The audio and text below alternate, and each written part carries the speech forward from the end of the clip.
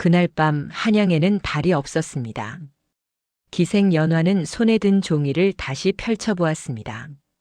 붓글씨는 정갈했고 시간과 장소는 분명했습니다. 하지만 한 가지가 빠져 있었습니다. 이름. 손님의 이름이 없었습니다. 이상하네. 연화는 중얼거렸습니다. 그때 문 밖에서 하인의 목소리가 들렸습니다. 아씨, 약속 시간이 다 됐습니다. 연화는 종이를 도로 접었습니다.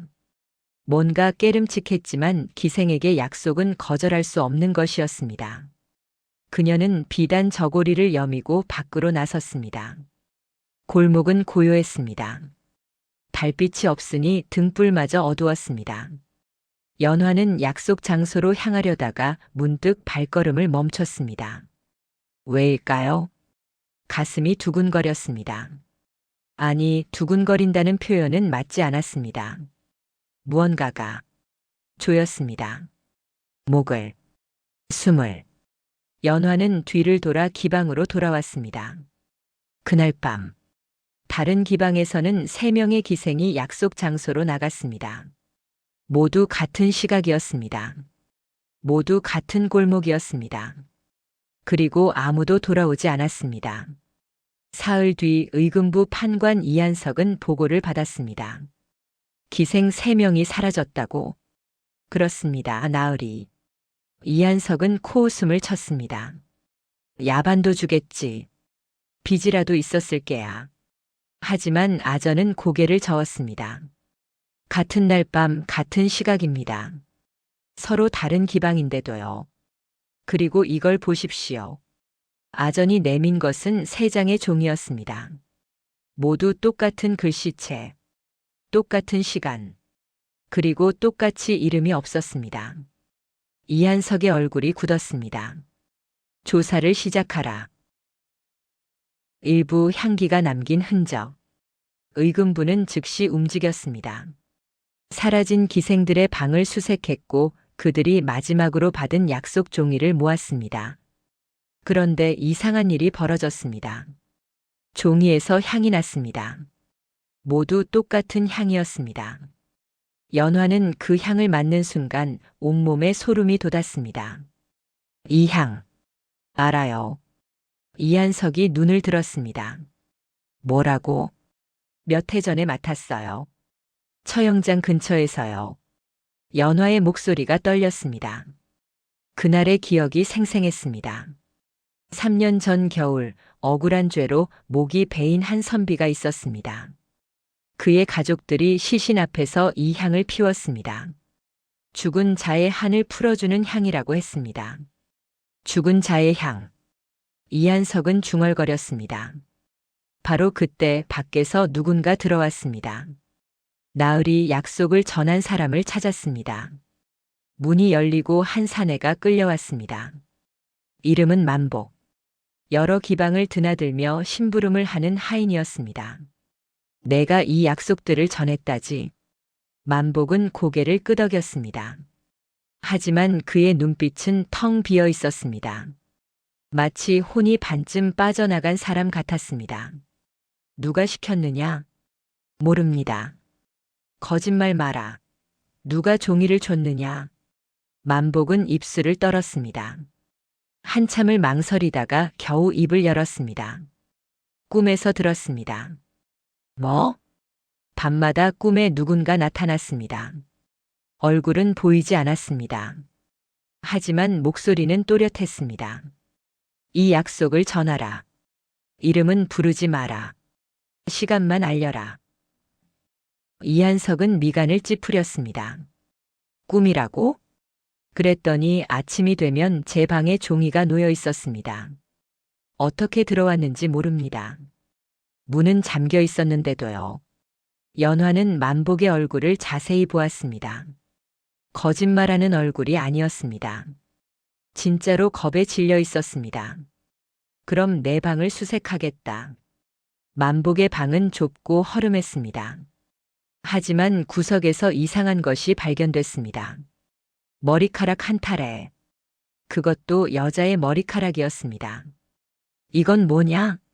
만복은 얼굴이 새하얘졌습니다. 모릅니다. 처음 봅니다.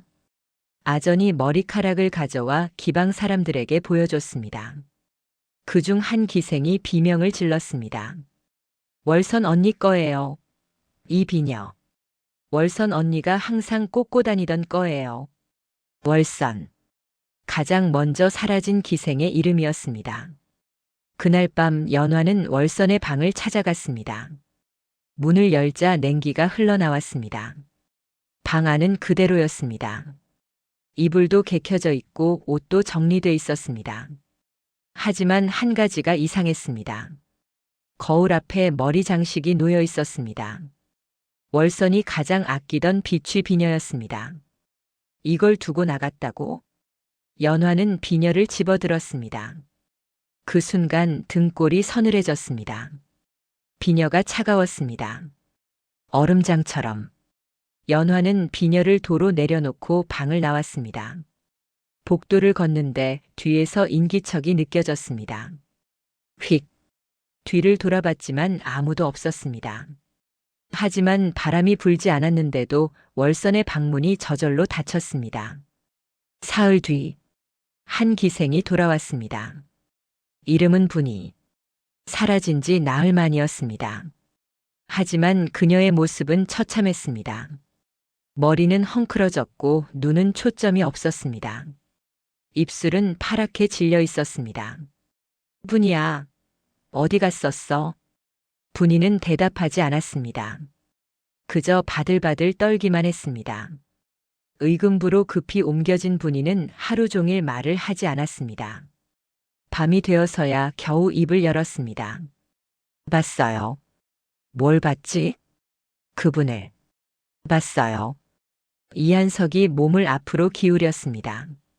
누구를? 죽은 사람을요. 누구냐? 이름이 뭐냐? 분이는 고개를 저었습니다. 모르겠어요. 얼굴이 보이지 않았어요. 그럼 뭘 봤다는 거냐? 분이는 눈을 감았습니다. 눈물이 흘러내렸습니다. 약속 장소에 갔어요. 골목 끝에 있는 빈집이었어요. 문을 열었더니 아무것도 없었어요. 텅 비어 있었어요. 그런데 문이 닫혔어요. 제가 손도 대지 않았는데요. 그리고 뒤에서 목소리가 들렸어요. 무슨 목소리? 우리 이름을요. 하나하나 불렀어요. 월선아, 초가, 분이야. 분이의 목소리가 떨렸습니다. 이름이 불리면 몸이 움직여요. 제 의지와 상관없이요. 뒤를 돌아보게 돼요. 그리고 그분이 서 계세요. 하지만 얼굴은 안 보여요. 그림자만 보여요. 그런데 분이는 말을 멈췄습니다. 그분은 이미 알고 계셨어요. 우리가 누군지, 우리가 뭘 했는지.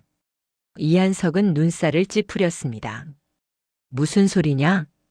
그분이 말씀하셨어요. 너희가 내 이름을 팔았지.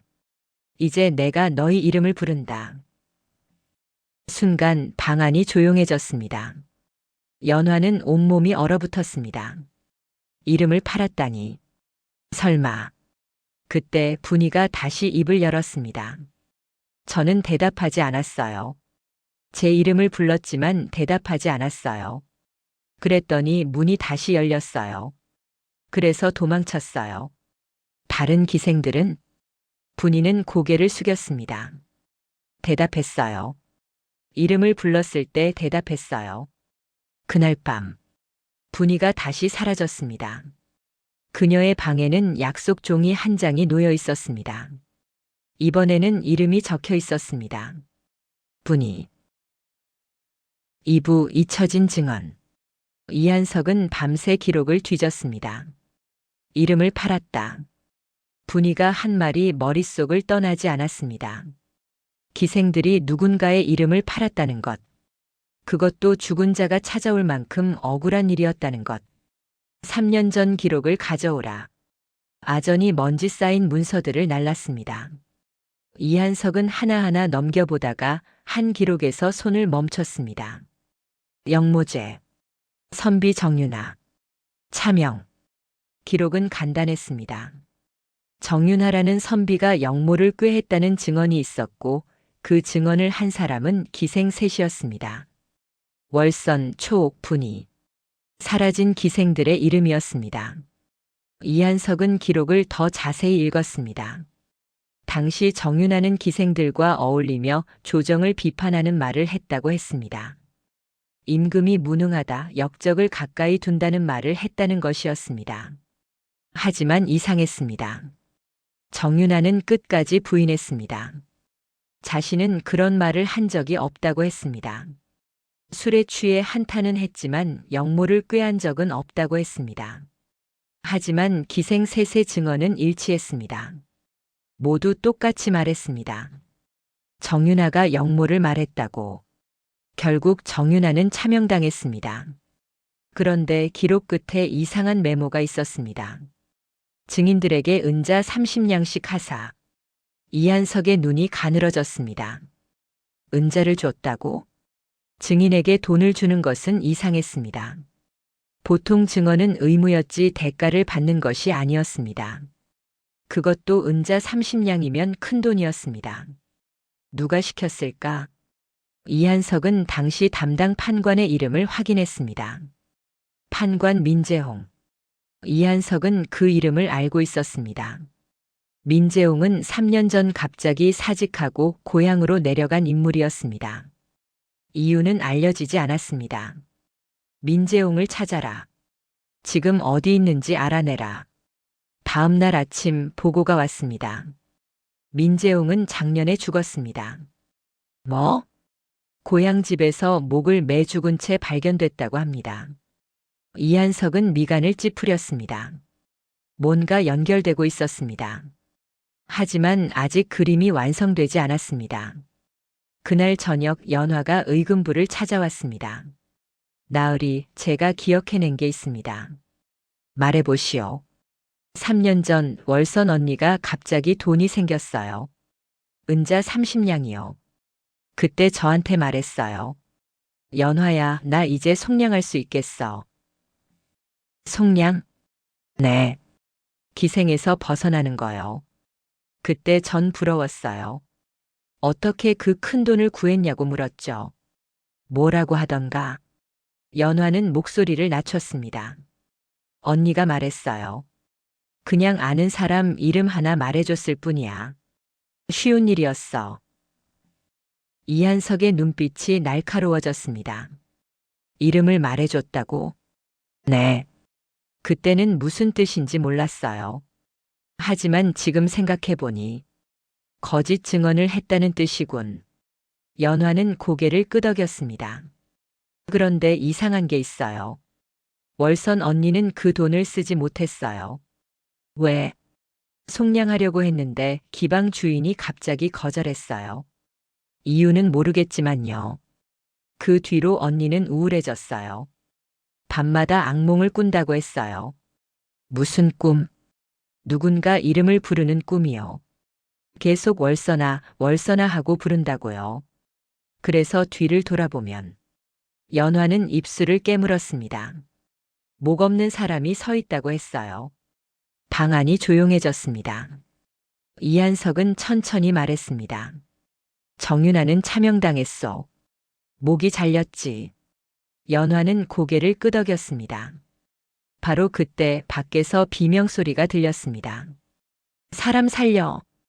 이한석과 연화는 급히 밖으로 나갔습니다. 마당에 사람들이 모여 있었습니다. 가운데 누군가 쓰러져 있었습니다. 만복이었습니다. 하지만 이상했습니다. 만복의 입에서 연기가 났습니다. 아니, 연기가 아니었습니다. 향기였습니다. 저승의 향이었습니다. 숨이 끊어졌습니다. 아전이 외쳤습니다. 이한석은 만복의 손을 펼쳤습니다. 손바닥에 무언가 쥐어져 있었습니다. 종이었습니다. 펼쳐보니 글자 하나가 적혀 있었습니다. 민재홍. 이한석은 등골이 오싹했습니다. 민재홍도 부름을 받았군. 연화는 떨리는 목소리로 물었습니다. 나으리, 이거 대체 뭔가요? 왜 죽은 사람이 산 사람을 부르는 거죠? 이한석은 대답하지 않았습니다. 하지만 그는 알고 있었습니다. 이건 복수였습니다. 억울하게 죽은 자의 복수였습니다. 그날 밤 이한석은 정윤아의 무덤을 찾아갔습니다. 무덤은 성박 공동묘지에 있었습니다. 영모죄인이라 제대로 된 장례도 치르지 못했습니다. 비석도 없었습니다. 그냥 작은 돌무더기만 있었습니다. 이한석은 무덤 앞에 무릎을 꿇었습니다. 정윤아, 내가 왔소. 바람이 불었습니다. 억울했겠소. 하지만 이제 그만하시오. 산 사람을 해치면 안 돼요. 바람이 거셌습니다. 내가 진실을 밝히겠소. 그러니 제발. 그때 뒤에서 목소리가 들렸습니다. 진실을 밝힌다고? 이한석은 화들짝 놀라 뒤를 돌아봤습니다. 하지만 아무도 없었습니다. 다시 목소리가 들렸습니다. 이번엔 더 가까웠습니다. 내 이름을 판 자들이 진실을 안다고? 이한석은 온몸에 소름이 돋았습니다. 당신이 정윤아요? 내 이름을 부르지 마라. 목소리는 차갑고 낮았습니다. 이름을 부르면 응해야 한다. 내가 그렇게 배웠다. 내 이름이 불렸을 때 나는 응했다. 그리고 목이 잘렸다. 이한석은 입술을 떨었습니다. 억울했겠소. 하지만 억울함은 끝나지 않는다. 이름이 남아있는 한. 무슨 뜻이요? 내 이름을 판 자들. 그 이름을 부르는 자들. 모두 갚아야 한다. 그럼 언제까지 계속할 거요? 침묵이 흘렀습니다. 그리고 목소리가 다시 들렸습니다. 내 이름이 씻길 때까지. 바람이 멈췄습니다. 이한석은 한참을 무덤 앞에 앉아 있었습니다. 그는 알았습니다. 이 일은 단순히 귀신을 쫓는 것으로 끝나지 않는다는 것을. 진짜 문제는 산 사람들이 만든 거짓이었습니다. 3부 이름을 부르는 자. 이한석은 다음날 아침 모든 관련자를 소환했습니다.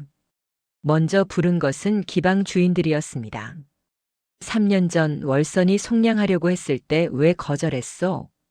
기방 주인 김 씨는 눈을 피했습니다. 그건 그냥 숨기지 마시오. 다 알고 있어. 김 씨는 한숨을 쉬었습니다. 명령이 있었습니다. 누구의 명령? 궁에서요. 이한석은 눈을 가늘게 떴습니다. 꿈? 내관 하나가 찾아왔습니다. 월선을 속량시키지 말라고 했습니다. 그리고 돈을 줬습니다. 얼마? 은자 100냥이요. 이한석은 이를 악물었습니다. 월선은 증언 대가로 30냥을 받았습니다.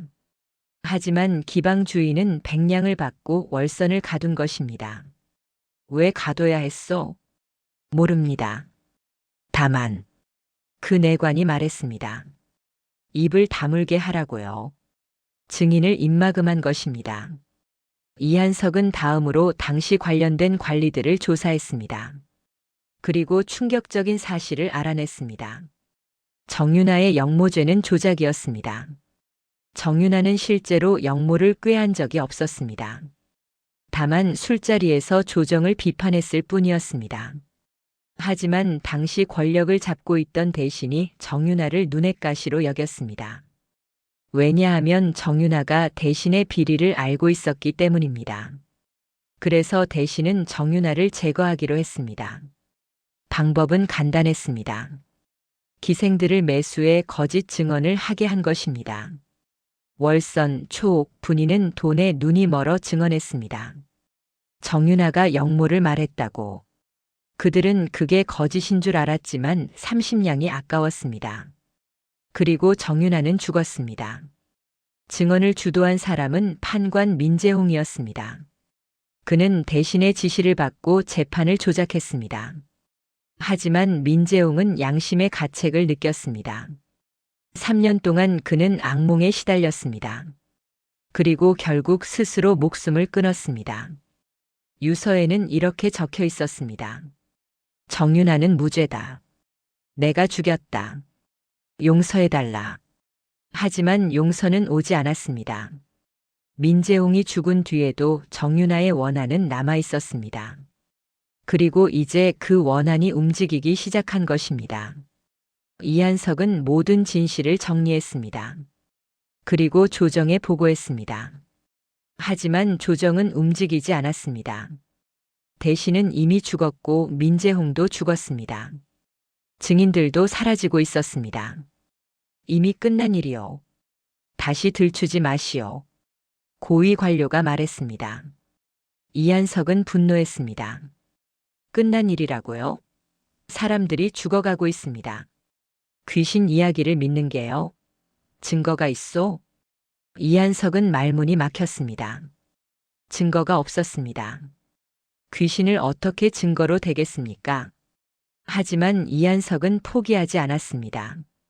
그는 정윤아의 누명을 벗기기로 했습니다. 직접 상소를 올렸습니다. 정윤아는 무죄입니다. 영모죄는 조작되었습니다. 하지만 상소는 받아들여지지 않았습니다. 오히려 이한석이 문책을 받았습니다. 이미 끝난 사건을 왜 다시 여는가? 조정을 혼란스럽게 하려는가? 이한석은 파직 직전까지 갔습니다. 그날 밤 연화가 이한석을 찾아왔습니다. 나으리, 포기하세요. 포기할 수 없어. 나으리까지 해를 입으면 어쩌려고요? 그럼 당신은 어떻게 할 거요? 다음은 당신 차례일 수도 있어. 연화는 입술을 깨물었습니다. 사실 연화도 두려웠습니다. 자신도 그날 밤 약속을 받았습니다. 다만 가지 않았을 뿐입니다. 하지만 언제 또 약속이 올지 몰랐습니다. 나으리, 왜 그러시오?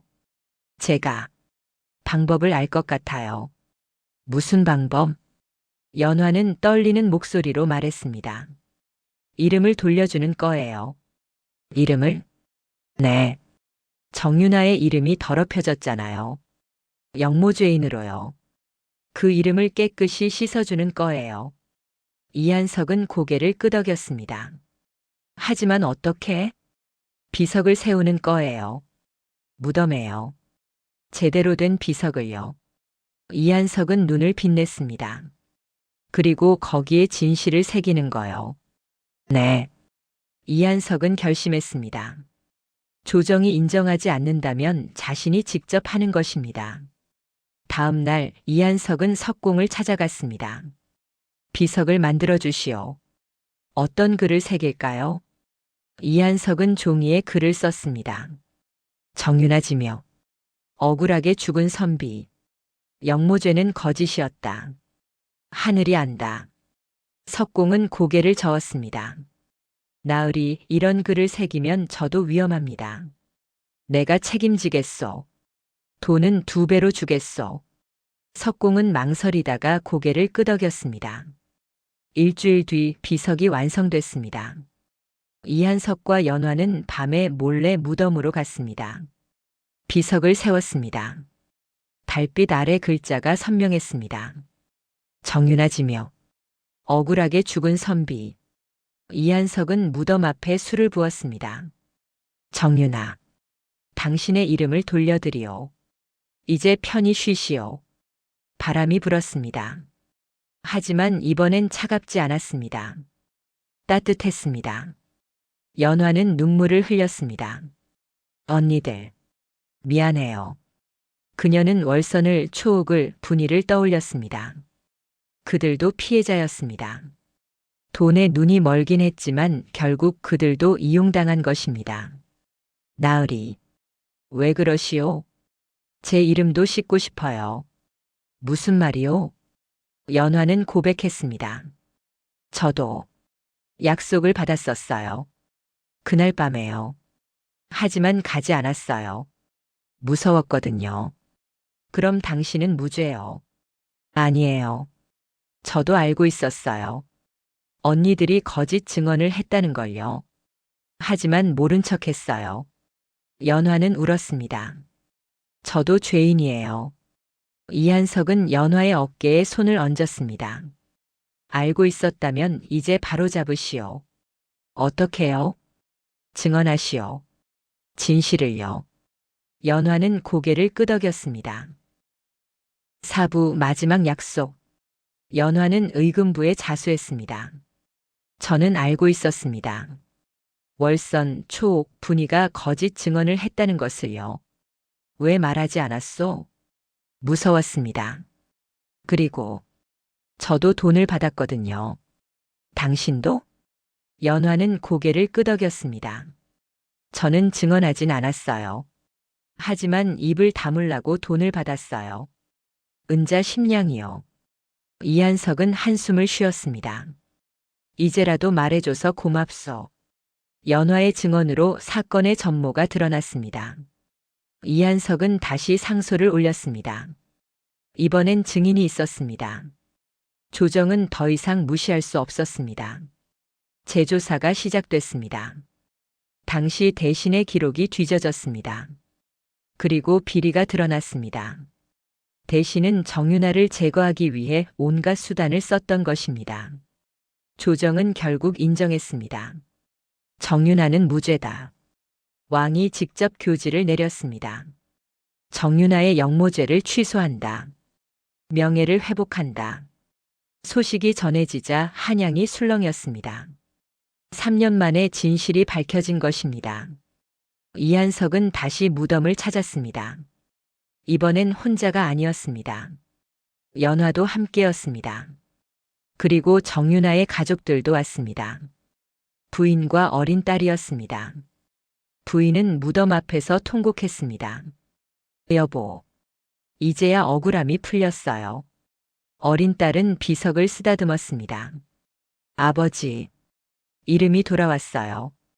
이한석은 눈물을 닦았습니다. 그날 밤이었습니다.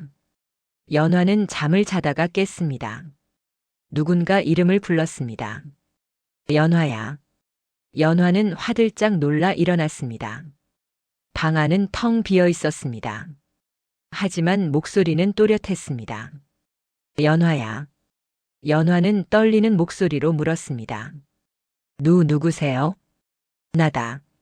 누구? 정윤아. 연화는 숨이 막혔습니다. 왜 저를? 고맙다고 하려고. 연화는 눈물이 났습니다. 저는 죄인이에요. 아니다. 너는 용기를 냈다. 진실을 말했다. 하지만 늦었어요. 늦지 않았다. 내 이름이 돌아왔다. 그것만으로 충분하다. 목소리는 따뜻했습니다. 이제 편히 쉬어라. 더 이상 두려워하지 마라. 정말요? 약속한다. 목소리가 멀어졌습니다. 안녕, 연화야. 방 안에 고요가 찾아왔습니다. 연화는 한참을 울었습니다. 다음 날 아침 연화는 무덤을 찾았습니다. 비석 앞에 꽃이 놓여 있었습니다. 누가 놓았는지 몰랐습니다. 하지만 꽃은 싱싱했습니다. 연화도 꽃을 한 송이 놓았습니다. 편히 쉬세요. 그날부터 약속은 더 이상 오지 않았습니다. 사라졌던 기생들의 시신이 하나둘 발견됐습니다. 모두 같은 장소였습니다. 빈집 뒤편 우물이었습니다. 의금부는 시신을 수습했습니다. 그리고 제대로 된 장례를 치러줬습니다. 월선, 초옥, 분이. 그들의 무덤에도 비석이 세워졌습니다. 탐욕에 빠졌으나 대가를 치렀다. 편히 쉬어라. 연화는 매달 무덤을 찾았습니다. 그리고 꽃을 놓았습니다. 언니들 미안해요. 그리고 편히 쉬세요. 세월이 흘렀습니다. 이한석은 승진했습니다. 진실을 밝힌 공로를 인정받은 것입니다. 연화는 속량했습니다. 이한석이 도와줬습니다. 연화는 작은 꽃집을 열었습니다. 그리고 매달 무덤에 꽃을 가져다 줬습니다. 정윤아의 무덤에도 기생들의 무덤에도. 어느 가을날이었습니다. 연화는 꽃을 들고 무덤을 찾았습니다. 정윤아의 비석 앞에 누군가 서 있었습니다. 젊은 여인이었습니다. 정윤아의 딸이었습니다. 어머니가 돌아가셨어요. 연화는 가슴이 철렁했습니다. 언제요? 어제요. 편히 가셨어요. 마지막에 웃으셨어요. 웃으셨다고요? 네. 이제 만나러 간다고 하셨어요. 연화는 눈물을 닦았습니다. 그랬군요. 고맙습니다. 왜요? 아버지의 이름을 돌려줘서요. 덕분에 어머니가 편히 가셨어요. 연화는 고개를 저었습니다. 저는 아무것도 아니에요. 당신이 용기를 냈잖아요. 두 사람은 함께 꽃을 놓았습니다. 그리고 함께 절했습니다. 바람이 불었습니다. 따뜻한 가을바람이었습니다. 에필로그. 그날 이후 한양에는 소문이 돌았습니다. 이름을 함부로 팔면 안 된다더라. 이름을 부르면 온다더라. 하지만 이제 그 이야기는 두렵지 않았습니다. 오히려 교훈이 됐습니다. 사람들은 이름의 무게를 다시 생각했습니다. 이름은 단순한 호칭이 아니었습니다. 정체성이었습니다. 존엄이었습니다. 그것을 함부로 팔아넘기는 것은 자신을 파는 것이었습니다. 연화는 나이가 들어서도 꽃집을 운영했습니다. 그리고 매달 무덤을 찾는 것을 멈추지 않았습니다. 어느 겨울날 연화는 몸이 아팠습니다. 오래 앓았습니다. 이한석이 찾아왔습니다. 연화 괜찮소? 나으리 아니 대감님. 이한석은 이제 고위 관료가 되어 있었습니다. 편하게 나으리라고 부르시오. 연화는 웃었습니다. 나으리, 제가 부탁이 하나 있어요. 말씀하시오. 제가 죽으면요. 무슨 소리요? 아직 한참 살 텐데. 아니에요. 얼마 안 남았어요. 연화는 창밖을 바라봤습니다. 제 무덤도 그 언니들 옆에 써주세요. 연화. 그리고 비석에 이렇게 써주세요. 용기를 냈으나 늦었다. 하지만 후회하지 않는다. 이한석은 눈물을 닦았습니다. 알겠소. 며칠 뒤 연화는 눈을 감았습니다. 편안한 얼굴이었습니다. 마지막 순간 그녀는 미소 지었습니다. 마치 누군가를 본 것처럼. 이한석은 약속을 지켰습니다. 연화의 무덤을 월선, 초, 분이 옆에 만들었습니다. 그리고 비석을 세웠습니다. 연화지며. 용기를 냈으나 늦었다. 하지만 후회하지 않는다. 장례식 날 많은 사람이 왔습니다. 연화를 아는 사람들이었습니다. 꽃집 손님들, 이웃들, 그리고 정윤아의 딸도 왔습니다. 고맙습니다, 연화 아주머니. 정윤아의 딸은 꽃을 놓으며 말했습니다. 덕분에 아버지가 편히 쉬셨어요. 어머니도 그리고 이제 아주머니도. 그날 밤이었습니다. 무덤가에 누군가 나타났습니다. 4개의 그림자였습니다. 월선, 초, 분이 그리고 연화. 언니들 오래 기다렸죠? 연화의 목소리였습니다. 이제야 왔구나. 월선이 웃었습니다. 미안해요. 늦었죠? 아니야. 덕분에 우리가 편히 쉴 수 있었어. 초옥이 말했습니다. 그래. 내가 용기를 내줘서 고마워. 분이도 고개를 끄덕였습니다. 4사람은 함께 걸었습니다. 어디론가. 빛이 있는 곳으로.